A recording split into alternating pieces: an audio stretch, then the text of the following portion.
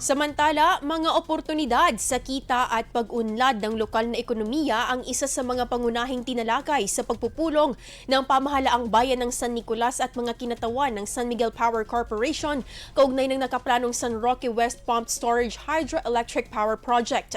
Sa pagpupulong ng mga kinatawan ng LGU at korporasyon na pag-usapan ang mga inaasahang economic benefits at kita na maaaring matanggap ng mga host communities sa oras ng mga isakatuparan at magsimula ang operasyon ng hydropower facility. Tinalakay rin ang draft Memorandum of Agreement sa pagitan ng mga bayan ng San Nicolas, Pangasinan at Itogon, Benguet, kung saan naglalayo ng malinaw na maitala ang mga obligasyon, benepisyo at iba pang mahahalagang probisyon ukol sa proyekto. Ipinakita rin ang development map ng proyekto na kinabibilangan ng iba't ibang pasilidad tulad ng powerhouse, waterways, access roads, tunnels, inlet at outlet structures, intake channel, coffer dam at iba pang infrastrukturang kinakailangan para sa operasyon ng planta.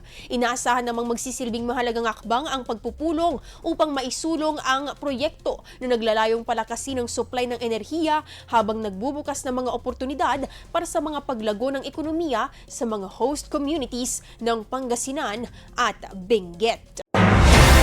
IFM News. IFM News. IFM News.